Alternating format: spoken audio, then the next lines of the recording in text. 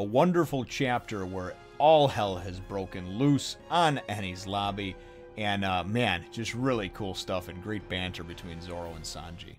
One Piece, Chapter 381. Fired! You must be Pirate A. Well, hello, my brothers and sisters of the Nerd Nation. I, as always, am Jim, here to bring you another review on the awesome and action-packed, adventure-filled, frickin' Enies Lobby-ridden tale of One Piece. Now, our last chapter, of course, saw us with the Rocket Man flying through the air and of course, landing, and at the end of it, Zoro and Sanji jumping out and pretty much just looking like they were ready to go and tangle with, with the different guards that were there. Of course, we were introduced as well to the elite courthouse guards. Which is basically like a canine unit. It's these guys with these cool, like, hooked spear, crowbar-looking things, and of course, dogs as well. So, very cool stuff. That's where the chapter left off. And the chapter picks up, it's great, right? Right where Sanji and Zoro are, standing outside, and about ready to, they're in their battle poses. And somebody's like, hey, I know that's that scum bounty hunter, what they call him, stooge? That's that that's like, basically like the Straw Hat Stooge. The swordsman, whatever, Zoro. And Sanji's like, oh, look, they called you a stooge, And Zoro goes and he's like, yeah, well, guess what? They don't even know who you are. You're just Pirate A to them. So then they start arguing, and, well, you're Pirate B. And I just love the banter between these two, because it's almost like this, cute, like, sibling rivalry. You know what I mean? That's what it reminds me of, growing up having brothers and sisters and whatnot. It's just very funny stuff. I love it between them. Love the banter. It's absolutely priceless. But anyway, the pedal to the metal, things just wind up continuing on with the crazy amount of action that we have going on, of course, in this chapter, and really every chapter for the last, I don't know, 4, 5, 6, 7, I don't even know, I lost count now.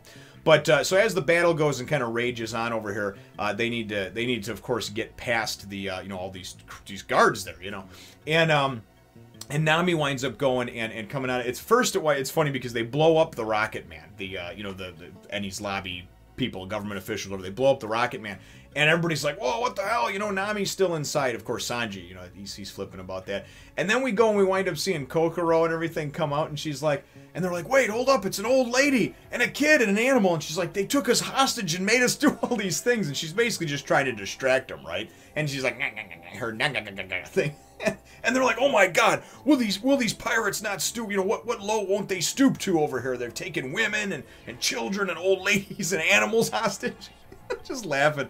All of a sudden, Nami appears looking all sexy like she does, and winds up using the moisture of the rain cloud, and this and that, and the ball of heat and electricity. Basically, she winds up using the upgraded climate baton, Clima-Tact, whatever you want to call it, and winds up going and just, calls down just this huge lightning storm. And it's funny because it winds up shocking the shit out of and taking out all the enemies. But it's non-discriminatory. Lightning just hits anything, It's electricity just conducts to whoever. So it winds up frying Zoro and Sanji.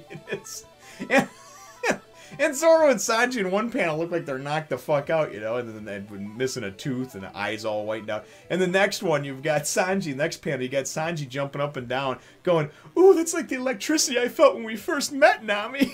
Just so great, man. Just on point. Just the writing and everything in this chapter, especially. Just absolutely wonderful.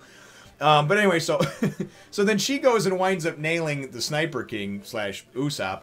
Usopp winds up actually losing his mask at one point, too, and almost reveals to Chopper that he is Usopp. He gets it back on in time, though, but she bats him in the head because she's like, what the hell? There should be some kind of setting on this where it only attacks enemies, And he's just like, yeah, well, Usopp says that, that when he created this, that it must be the fault of the user because this is non-discriminatory, basically meaning it hits anybody, Real funny stuff, though. And then about the middle of the chapter, we get a few pages where we see Luffy. First of all, they wind up looking over and they see this huge explosion and all this other shit going down. They figure that must be where Luffy is. And of course, they're going to... And you get Zoro's like, where is our idiot? Where's our idiot captain, right? So he winds up going and you wind up seeing a bunch of, explosions and everything else that are happening. And everything's just going completely balls to the wall crazy. Luffy is taking guys out. He winds up stopping for a second, though, because he sees that they're splitting some of their guards. And they're sending some of them to go and take people people out on the main island, and he knows that obviously his backup must be there. And that's really what the bottom line is for Luffy. We see him, of course, still plowing through people.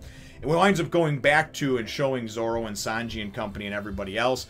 And they wind up deciding, everybody jumps, and they're like, we don't have enough time to screw with these people. So they jump on those two huge king bulls, Sadamu and Gamora, and start kind of going and riding. And then the courthouse guys and their dogs are like, we can keep up with you. And they're coming and trying to actually climb on these king bulls.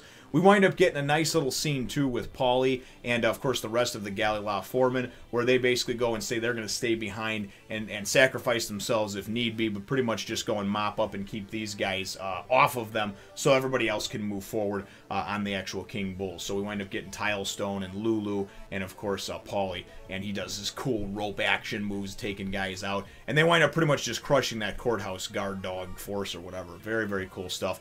And that's how the chapter leaves off. We get Paulie, though, I thought there was a significant line from him. We get this nice chomping on the cigar, and he's got his cracked goggles up above his head, and he says, if you run into them, meaning Lucci and, you know, and Khalifa and obviously you know, Kaku, the traitors that he would say, right, the turncoats, he goes, make sure that you tell them they're fired. I just thought that was great, you know. And then the chapter, like I said, winds up ending off right around that point over here, as everybody goes and just kind of starts going nuts. They jump off. They take out not once but twice the courthouse guard force.